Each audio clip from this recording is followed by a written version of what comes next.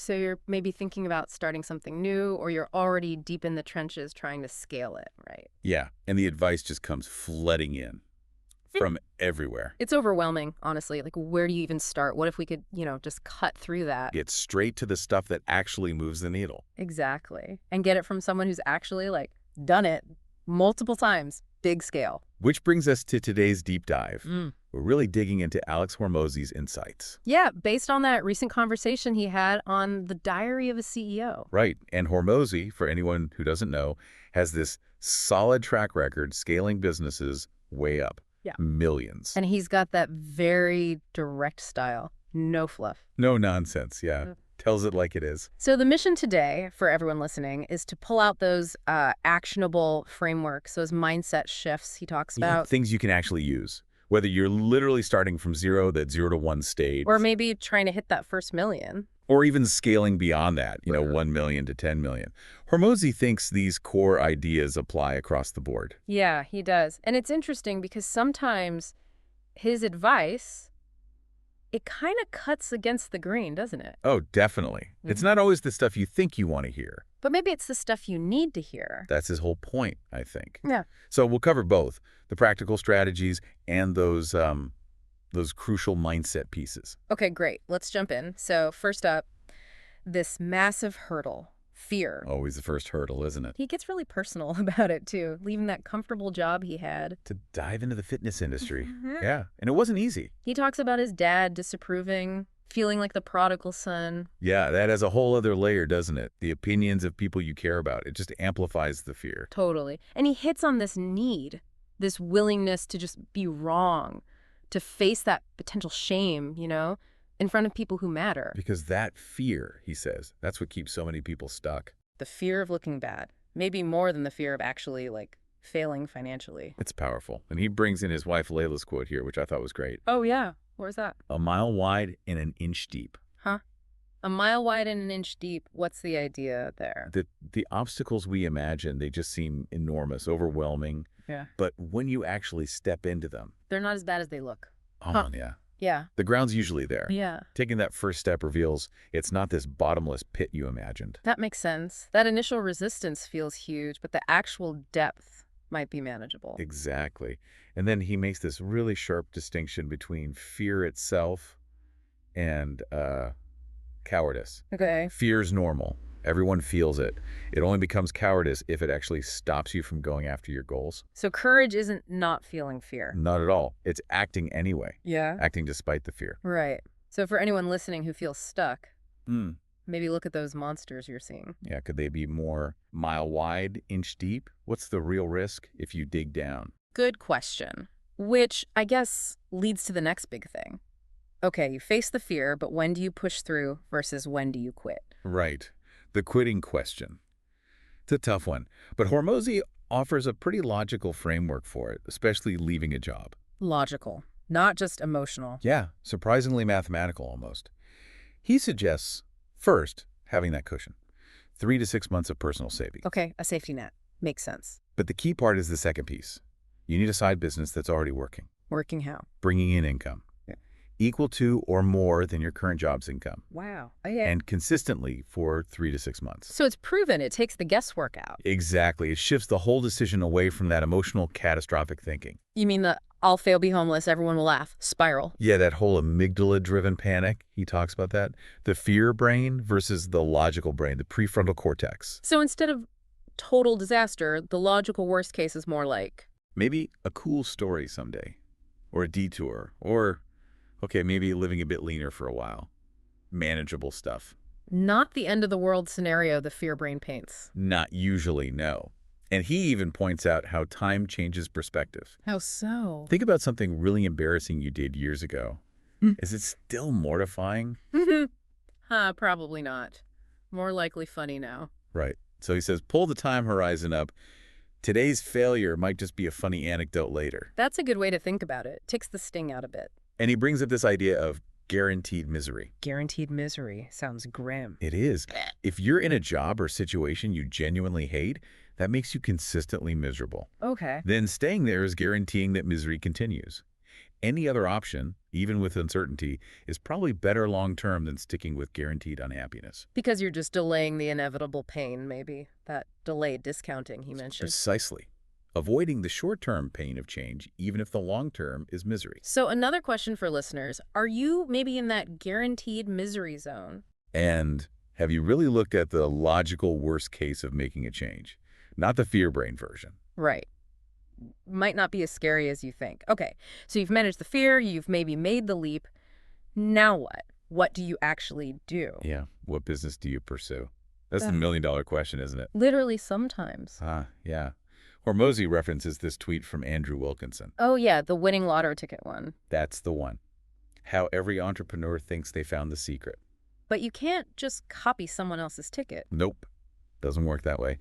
You need to understand the fundamentals, the first principles. So what are those fundamentals for Hormozi?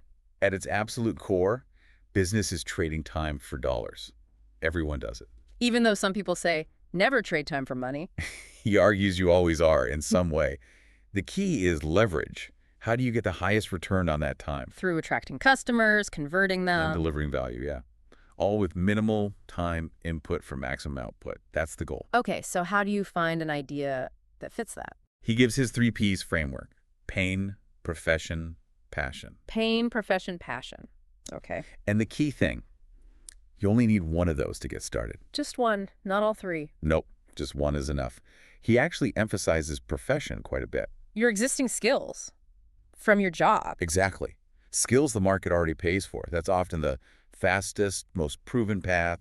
You already know people value that skill. Like taking a job component and turning it into a service. Precisely. Especially now with the gig economy, you can break down almost any business into specialized skills. Master one, that's your entry point. Okay, makes sense. What about pain? Oh, pain is huge. If you've personally struggled with a problem and couldn't find a good solution, Chances are others have too. very high chance. Yeah. And that gives you this deep understanding of the customer, their exact frustrations. That leads to great products. He uses his own nasal breathing thing as an example, right? Yeah, exactly. He lived the problem. And that personal story, it's just more convincing, isn't it? Way more convincing than just lifting features. Think about that ADHD energy drink example he gives. Right. The founder has ADHD. Instant connection. It builds trust. He calls it missionaries versus mercenaries. Are you driven by the mission to solve the problem or just the money? People connect with the missionary. They do. It comes down to your narrative, your why. Why do you care? Investors want to see it. Customers want to see it. That obsession. Like that Regal Cinemas founder story he told, knowing every tiny detail. Yeah, it's the level of obsession he's talking about. He says champions, the really successful ones, they just don't have an off button for this stuff. It's not just a job, it's everything. Yeah, pretty much. That level of focus. So for listeners again, which P resonates? Pain you've felt, skills you have from your profession, a deep passion. And what's your story? Why should people care about what you're building? Okay, let's shift a bit. Getting attention. In 2025, everything's so noisy. How do you stand out? He has a surprising answer, maybe. Calls it the cheat code. Which is... Just be yourself. Be Yeah. authentic. Really? That's it? Well, think about it. Markets are saturated, right? Like personal training, his example. Are you going to be that much better than everyone else? Probably not. Okay, fair point. But you can be different. You can build brand affinity. People buying from you because they like you. Like the prime drink thing. People buy because of Logan Paul and KSI. Exactly. The personality, the connection drives it. So how does that translate tactically? It's a two-pronged thing. Long-term, Mm-hmm. create content consistently. Yeah. Be yourself. Short-term, outreach with good offers. But the core is having the courage to actually be yourself online. Yeah. To avoid what he calls that cringe cliche, fluff. Okay. And his wife, Isla's advice. Never dilute yourself. Don't try to please everyone. Exactly. Resonate deeply with the right people, even if it turns off others. You have to expect some negativity, that equal and opposing force. Because your authentic self is unique. No one can copy you. Right. It feels riskier, maybe, because there's no roadmap. But the upside, that real connection, is huge. He used that mosaic analogy for content, didn't he? Yeah, building the brand piece by piece over time, letting your real interests and voice emerge naturally. And being okay if your views change over time. Not getting stuck. Crucial. Avoiding that echo chamber mentality. Focusing on reasonable people. Ignoring the trolls you can't win over anyway. Like that Nike ad example he brought up. They leaned into their identity even if some people hated it. Because it resonated strongly with their core audience. Authenticity. Okay, so let's reflect again. Where might you, listening, be diluting yourself? Yeah, what parts of your real self could you bring forward more? It might be your superpower. Interesting. Okay, so moving on. As the business grows, it becomes less about just you, right? It's about the team. Absolutely. People become paramount. Hormozy really shifts focus here. He mentioned that perspective shift from a mentor about focusing on destination, then journey, then company. Yeah. In your 20s, it's the goal. 30s, the process. 40s and beyond, it's the people you're doing it with. And the potential of the whole organization is tied to. The combined brain power. The collective talent. He even applied the Pareto principle. Like the square root of the team does half the work. Roughly, yeah. Shows how vital those top performers are. And your standards for talent just keep going up as you get more experience. Definitely.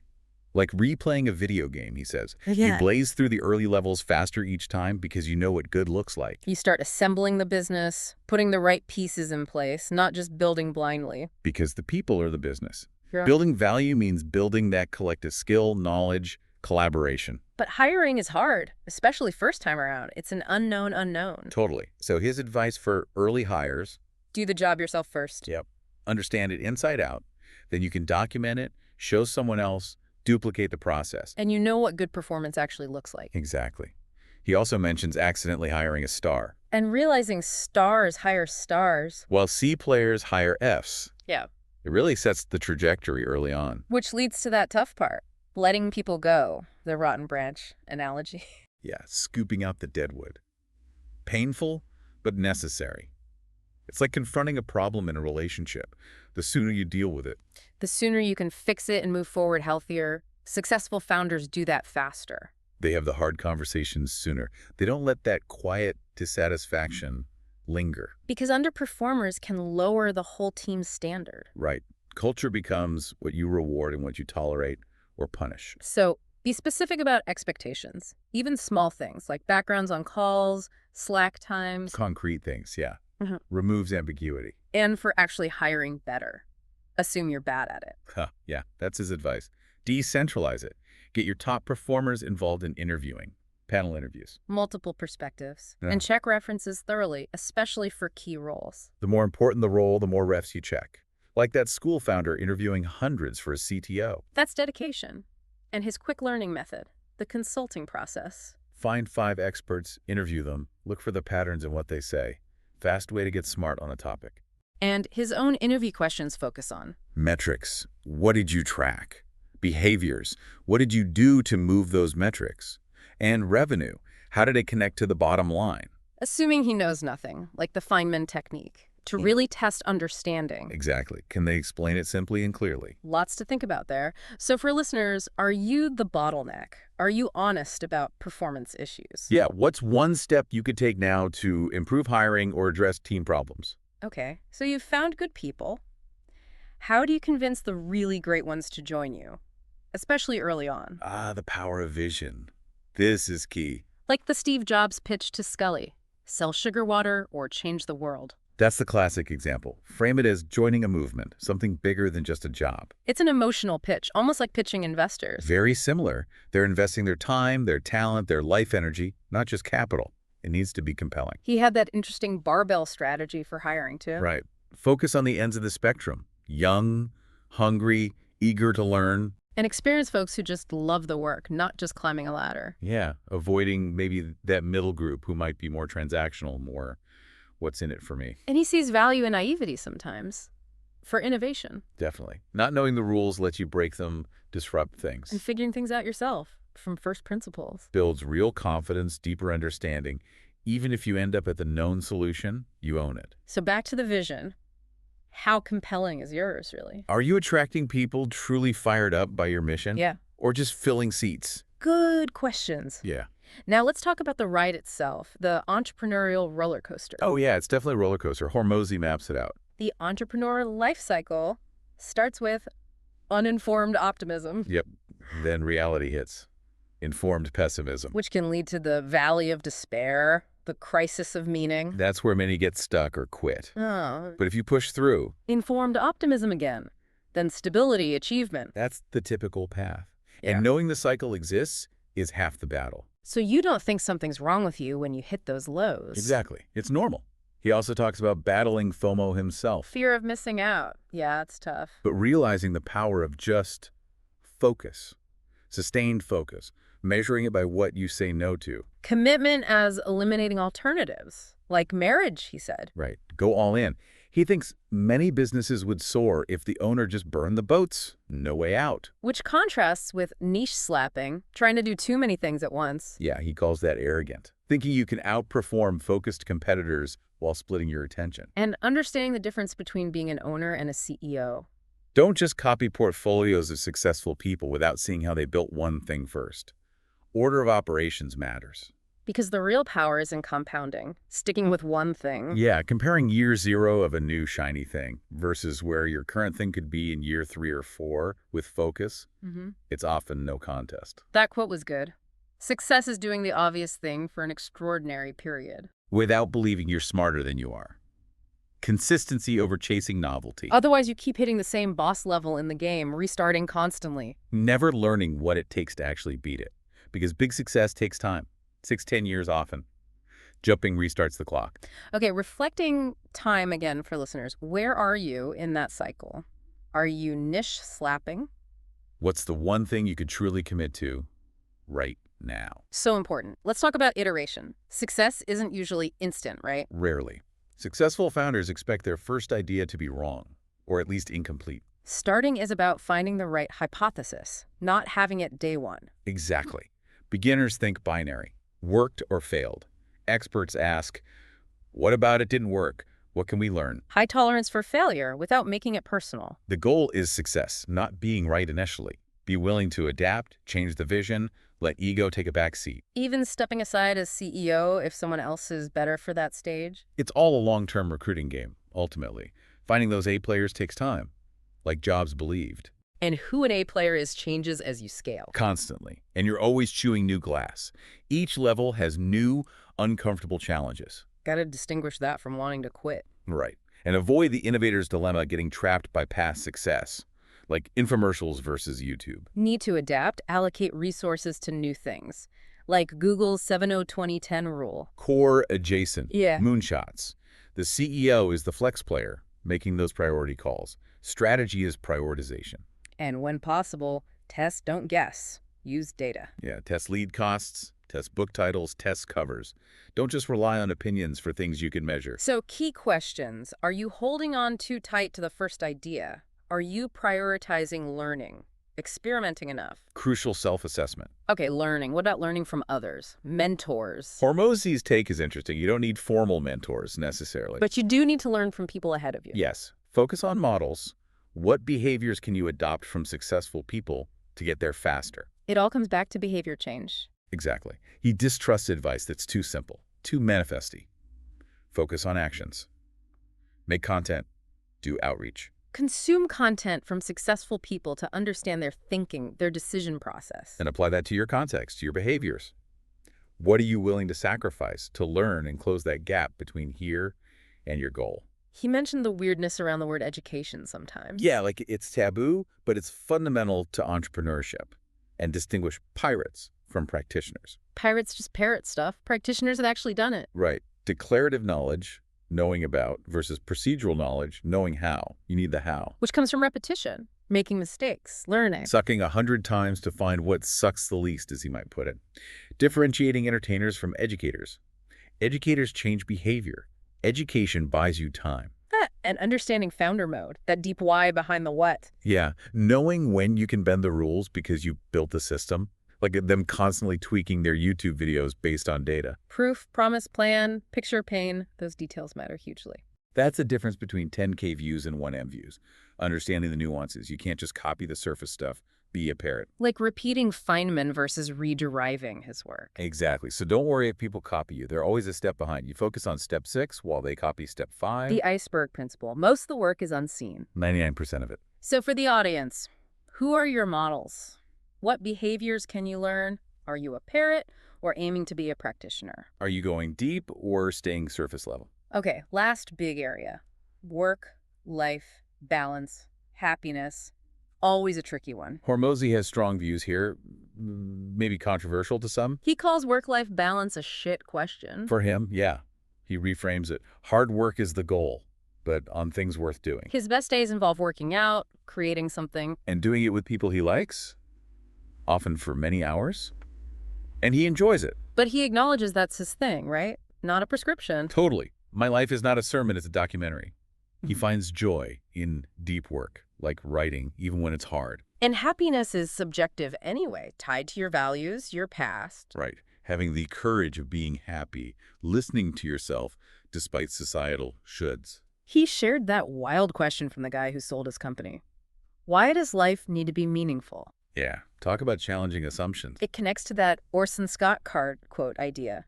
We question everything except the beliefs we don't realize are beliefs. Those hidden shoulds. Growth comes from digging those up and questioning them. So his take on meaning, it's about learning. The output of experience is learning. It happens regardless. The question is, are you learning the things you want to learn? Things aligned with your goals. Interesting frame. So last reflection for everyone listening. What's your definition of a fulfilling life? Are you running on autopilot based on unspoken shoulds?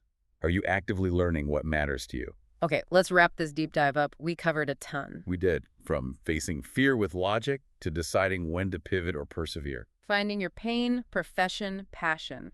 Being authentic to build a brand. The huge importance of people in building a team. Navigating that entrepreneurial roller coaster with focus. Understanding success is iterative. It's about learning, adapting, experimenting. And modeling behaviors, not just seeking mentors, becoming a practitioner, not a parrot. And finally, defining your own path to fulfillment. And these aren't just theories. This comes from Hormozy actually building and scaling businesses. Yeah. Real-world stuff. Definitely. So really think about how these insights hit home for your situation, your challenges. And if you want more, check out Hormozy's YouTube channel. That Building a $1 Business in 56 Minutes video is wild. And his books are packed with actionable stuff too. Great resources. So our final thought to leave you with. Identify one should, one unspoken belief that might be holding you back. In business, in life. And just question it. Ask if it's really true for you. And then pick one actionable thing from today's discussion. Just one. And commit to doing it. Start now.